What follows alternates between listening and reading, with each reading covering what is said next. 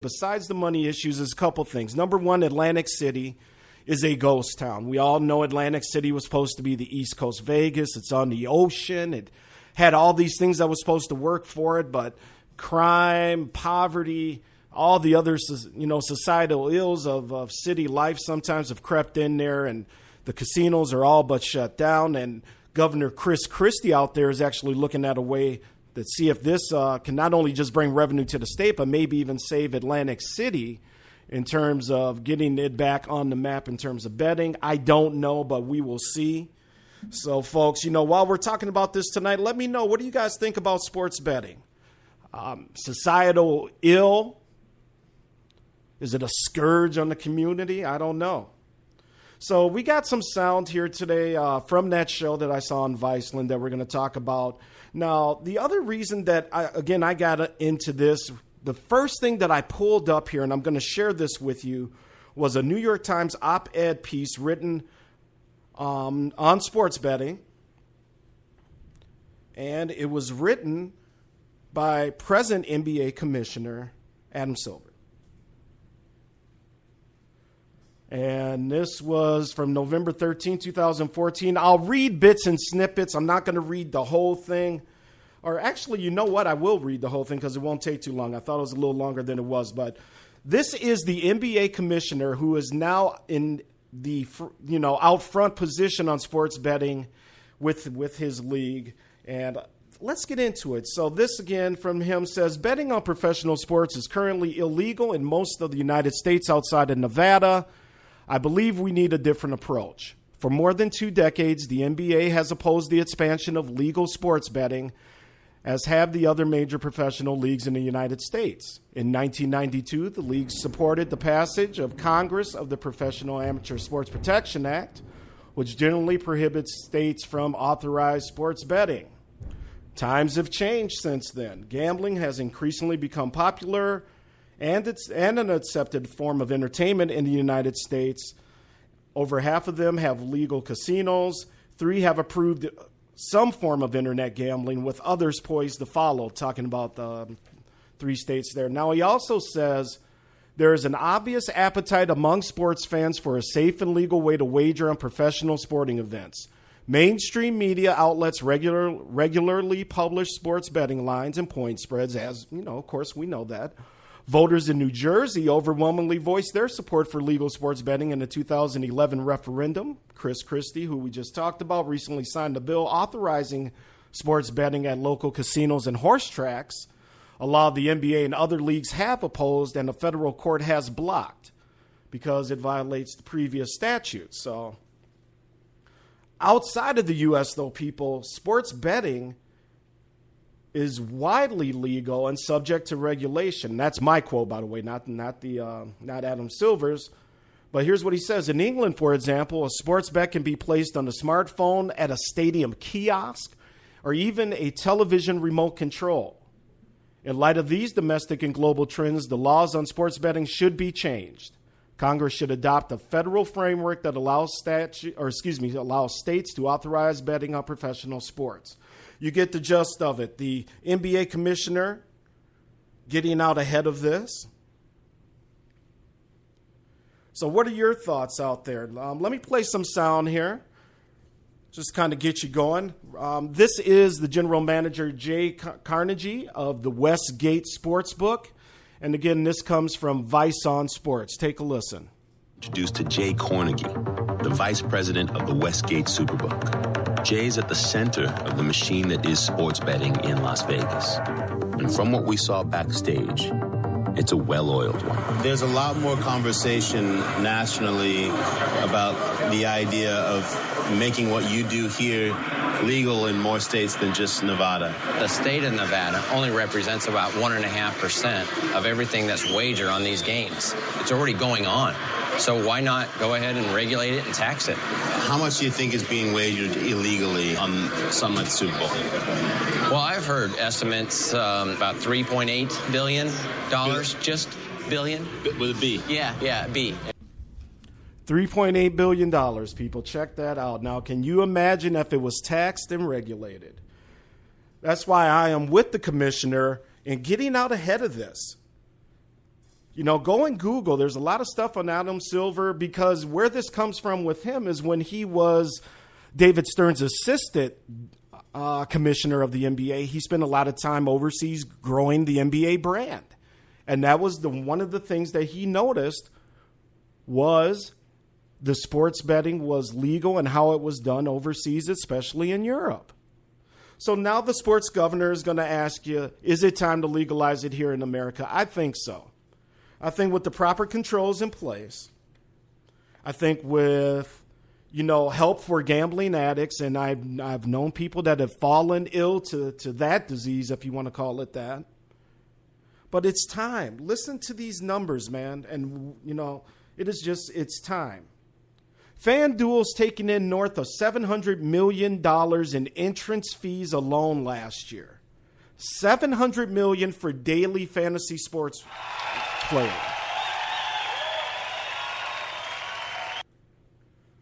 $2013, $1.5 billion was bet legally on basketball in Las Vegas, and that's both the college and pro level. On the illegal market, it was 132 times more than that. $138 billion bet illegally on basketball a couple years ago. We're also going to hear from Mark Cuban, who is behind some form of sports betting and having the NBA be a part of it. NBA has a new deal, by the way, with FanDuel. And also, that's an equity stake in FanDuel. The NBA owns part of FanDuel, people. So as you see, the stuff is changing. The thought processes are finally starting to change. If you are a sports betting fan, like I am, this could be good news for you. I'll get in that chat room in a second here. I see Easy Does It says he uses FanDuel for football season. And, disclaimer, the Gov, Vince Wright, I do use DraftKings for my one-day betting and fantasy leagues there. Very good site. So, and did I mention, by the way, the NHL, the National Hockey League, has a new deal in place with DraftKings. So again, things are changing. Societal, it's a demographic, it's societal. You can smoke weed legally in some states now.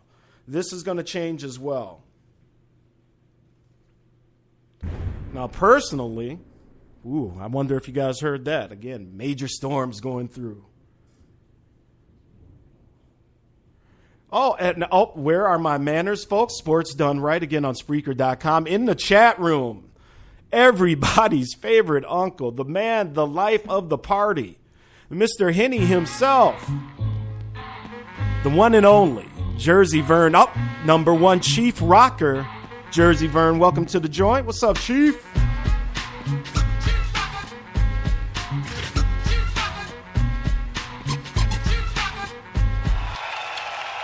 Thank you for joining us, sir. And by the way, how could I miss him? The one and only sushi eating all the way from Cape Cod, Massachusetts, now living in Cobb County, Georgia.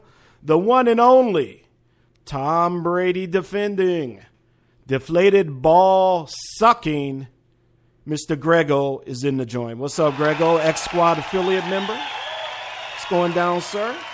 Both of those gentlemen. And check out Jersey Show, the hardest working man in the podcast game. He's got the bottom to the top show. He's got the Monday recap show, Eat, Sleep, Grind, Repeat show with Mandeleon. All kinds of stuff, man. So, but back to the sports betting here, people, because the numbers are just staggering that we're dealing with here. And, let's talk about sports betting, why the NBA is behind it. And also, when games are out of reach and you think they're boring, listen to a gentleman, David Malinsky. He is a sports betting journalist. Here's what he has to say on sports betting and moving those lines. Silver's change of heart. Of legalization say that pro sports refusal to allow regulated gambling is summed up by one word. See? If there's no betting, the TV ratings dive in the fourth quarter. It's betting that keeps the one-sided game going. Your television ratings are so intricately tied to those betting outcomes. We're doing you a favor. We're telling you that New England is going to kill the Jets But guess what? We're going to create a line so good that it's going to be 50-50 till the very end. So what would you say to Goodell? I'd say, Roger, give me a better argument. They're making more off the television revenues for these one-sided games than the sports books are for booking those games. Absolutely. Absolutely. The dirty little secret they don't want you to tell you about. But things are changing, folks. Now, back in the day, NFL Commissioner Paul Tagliabue was a big-time, staunch defender of not having gambling anywhere near the NFL. And even though today Goodell talks the game, they're putting together stuff behind the scenes to study the issue of sports betting and how ultimately this can all be mainstreamed. And like we said, done in Europe, where to the point where it can be regulated, it can be taxed, it can be overseen, and, you know, hopefully kept in line. Now, we talked about Adam Silver. Also, Senator John McCain, senator from Arizona, who we all know wants to re-examine the federal ban as well in terms of allowing sports betting in just the 3 states and maybe pushing that nationwide. In the past 50 years, while the United States has undergone an unprecedented expansion of legalized gambling, sports betting has been the only holdout, a testament to the impact of game-fixing scandals, the political power of the country's professional sports leagues as well. And we talked about it before, earlier tonight on his show. I think that Ninja actually talked about Tim Donaghy and, you know, what he has talked about in his book in terms of referees shaving points. That's always the thing, because here in America, we can always go back to that, the Black Sox scandal, the point shaving scandal, I think it was with Boston College and St. John's back in the NCAA tournaments that were mob related. And speaking of the mob's influence in sports betting, that's one of their major lifeblood. Well, is sports gaming, or sports betting, excuse me. But, man, it's all going to change. It's all going to change. Let me get in this chat room here. Everybody kind of saying what's up to each other. If anybody cares, David West to the Warriors. Yeah, I saw that, Bama boy. David West signed a 1-year deal with the Warriors tonight.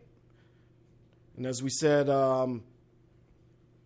Greg O says, my wife just gave me a chicken breast looking straight out of Ninja's kitchen. She's on this healthy diet kick. Got to take care of ourselves, man. That's the one thing I noticed after the weekend, too. I got to drop some pounds myself, man. So that is what's going on. Chief Rocker, no, we have not talked about Kevin Durant. KD, apparently not a fan of KD. That's going to be coming up in the next segment. I'll drop the phone number in there, as I know Chief Rocker may want to call in and get his point across on KD, because I know I will. And again, this is Vince Wright, Sports Done Right. Let's talk to this gentleman, Bobby G. What about the problem gamblers? How did they feel, at least this group here that was on this show, how would they feel about sports gaming or legalized sports gambling? There is an increase in gambling. There will be an increase in crime, homelessness, bankruptcies. This is a preacher talking, by the way. Family, my friends, my career. I lost my identity. I lost everything. Over the years, I lost approximately, give or take, $5 million. I ended up, when I bottomed out, owing just short of $1 million, about $982,000, and I owed about 36 to 40 creditors, institutions, bookies, friends, family. One fact that can't be argued is that gambling is addictive. It's overturned the lives of countless people, like the members of a New York Gamblers Anonymous group. But of all the supporters for legalization, they were the last ones we expected to find. Have gambling. Have sports books. But regulate it. I can't just walk into Charles Schwab off the street or Merrill Lynch and here's 10 grand cash and say, go buy me IBM. You can't do it. You have to fill out an account. There is compliance, infrastructure, and bureaucracy in place to protect the, in quotes, investor from hurting himself. And that's investing. And they got nothing for gambling? Because of people like us. That's why you need to have the regulation. And let's hear what